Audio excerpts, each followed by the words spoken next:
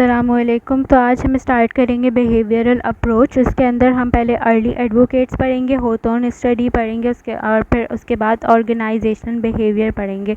So early advocates में basically होता क्या है, अर्ली एडवोकेट्स क्या कहते हैं।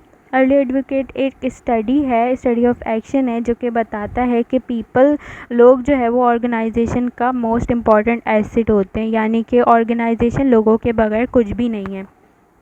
अर्ली एडवोकेट्स में हमारे पास 4 लोग हैं, देखते हैं इन चारों ने क्या क्या बोला था। सबसे पहले हमारे पास आ जाते हैं रॉबर्ट ओन। ये क्या कहते हैं, मनी जो है वो बहुत ही इम्पॉर्टेंट और स्मॉलेस्ट अमाउंट है इन्वेस्टमेंट की, यानी कि अगर हम मनी को लेबर पे इन्वेस्ट करते हैं तो वो बहुत ही स्मार्ट इन्वेस्टमेंट है। यानी कि अगर हम कोई रिवॉर्ड दे देते हैं उनको या उनको एक्स्ट्रा मनी दे देते हैं तो हमारी इन्वेस्टमेंट इस तरह से होती है कि वो हमें अच्छे से पे बैक करते हैं। उसके बाद हमारे पास सेकंड आते हैं हुगो मंसबर्ग। ये क्या कहते हैं कि साइकोलॉजिकल टेस्ट जो है वो एम्प्लॉयज़ की सिलेक्शन के लिए होनी चाहिए, लर्निंग थ्योरी होनी चाहिए, क्योंकि हमें ह्यूमन बिहेवियर का पता होना चाहिए। एम्प्लॉयज़ की मोटिवेशन के लिए हमें उनके बिहेवियर को जानना बहुत ज़रूरी है।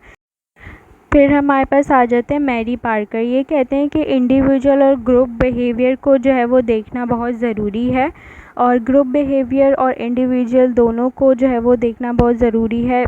ये कहते हैं कि लोगों के जो ओरिएंटेड आइडियाज़ होते हैं वो साइंटिफिक मैनेजमेंट के थ्रू होने चाहिए, यानी कि हमारे पास जो है वो ग्रुप एथिक्स होने चाहिए और हमारे पास जो मैनेजमेंट होनी चाहिए वो साइंटिफिक तरीके से होने चाहिए, और हमारे पास रूल्स एंड रेगुलेशंस होने चाहिए। लास्ट हमारे पास आते हैं चेस्टर बार्नेट।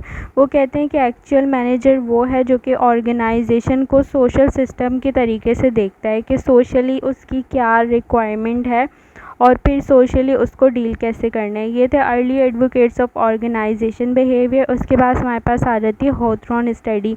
होथॉर्न स्टडी जो है वो 1920s और 1930s में स्टार्ट की गई थी, जिसके अंदर एक नई चीज़ हमें देखने को मिली थी इंडिविजुअल और ग्रुप बिहेवियर के अंदर।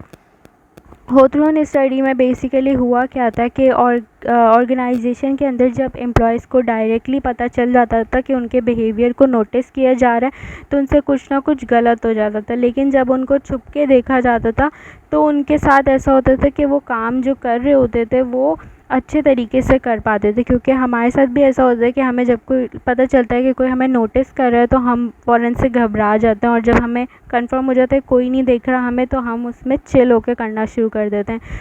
तो ये एक वेस्टर्न इलेक्ट्रिक फॉर्म थी 1927 टू 1932 के अंदर कंडक्ट की गई थी। इसकी एक्सपेरिमेंटल फाइंडिंग्स ये थी कि प्रोडक्टिविटी जो है वो अनएक्सपेक्टेडली इंक्रीज़ हो गई थी, यानी छुप के जब नोटिस किया गया एम्प्लॉयज़ को तो उनकी प्रोडक्टिविटी इंक्रीज़ हो गई थी। यानी हम सोचते तो ऐसे हैं कि हम इनको देखेंगे तो इनकी प्रोडक्टिविटी इंक्रीज़ होगी कि इनको लगेगा कि हम इन्हें देख रहे हैं, लेकिन ये बिल्कुल उल्टा हुआ था।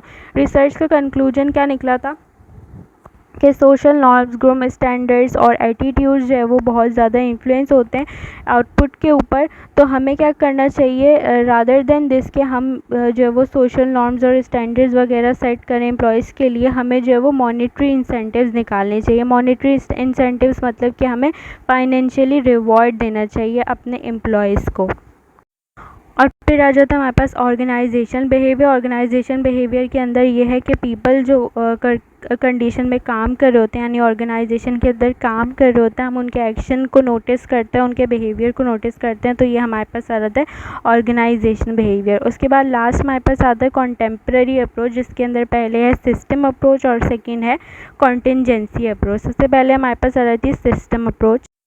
इसके अंदर हमारे पास 2 सिस्टम होते हैं, एक होता है क्लोज सिस्टम और एक होता है ओपन सिस्टम।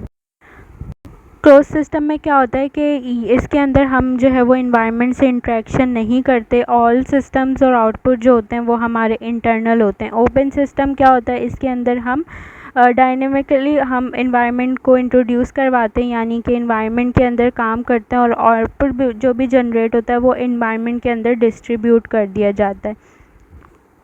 फिर हमारे पास आता है कि ऑर्गेनाइजेशन जो है वो ओपन सिस्टम के अंदर कैसे काम करती है। तो ओपन सिस्टम के अंदर ऑर्गेनाइजेशन ऐसे काम करती है ये पूरा बाकायदा एक चार्ट जैसे कि ट्रांसफॉर्मेशन प्रोसेस के अंदर आपको दिख रहा होगा कि एम्प्लॉयज़ वर्क एक्टिविटीज़ और management activities, technology and operational method use किए जाते हैं।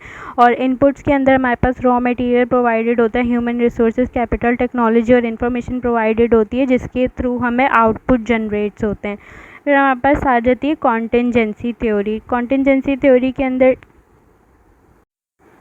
ये कहती है कि ऑर्गेनाइजेशन जो है वो उसको बहुत सारी सिचुएशंस का सामना करना पड़ता है, इसलिए उसको मैनेज करने के भी डिफरेंट तरीके होते हैं।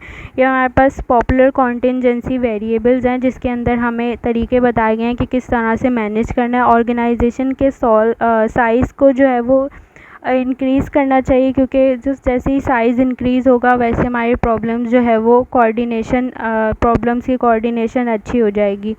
रूटीननेस ऑफ टास्क टेक्नोलॉजी, ये थ्योरी कहती है कि हमें जो है वो रूटीन में टेक्नोलॉजीज़ या ऑर्गेनाइजेशन स्ट्रक्चर की ज़रूरत है, लीडरशिप स्टाइल्स की ज़रूरत है, ताकि हम सिस्टम को कभी यूज़ कर सकें। फिर हमारे पास आ जाता है इन्वायरमेंटल अनसर्टिनिटीज़। इसके अंदर हम कहते हैं कि इन्वायरमेंट जो होता है, यानी कि जो हमारी डिमांड होती है वो टाइम टू टाइम चेंज होती रहती है। ऐसा नहीं है कि हम अच्छा काम कर रहे होंगे और ऑर्गेनाइजेशन में बेस्ट वर्क दे रहे होंगे तो इट डज़ंट मीन कि हमारा इन्वायरमेंट जो है वो चेंज नहीं होगा। जब वो टाइम टू टाइम चेंज हो जाएगा तो उसका जो बिहेवियर है, लाइक हमारी जो प्रोडक्टिविटी है वो ऑब्वियसली वो जो है वो चेंज हो जाएगी और हमारी ऑर्गेनाइजेशन में फ़र्क पड़ेगा। लास्ट मेरे पास आ जाते हैं इंडिविजुअल डिफरेंसेस।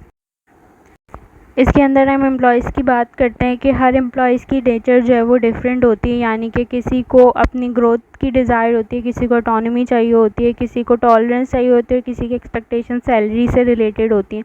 तो ऑर्गेनाइजेशन को उसके हिसाब से, एम्प्लॉयज़ को उसके हिसाब से डील करना चाहिए, यानी जिसको जैसे जो जिस तरह से सीख सकता है, जिस तरह से मोटिवेशन हासिल कर सकता है, उस एम्प्लॉयज़ को उसी तरह से मोटिवेट कर सकें। तो हमारा मैनेजमेंट का चैप्टर यहाँ फिनिश हो गया कम्प्लीटली, और नेक्स्ट हम स्टार्ट करेंगे मार्केटिंग का चैप्टर। इसमें कोई क्वेश्चन है तो you people can ask me.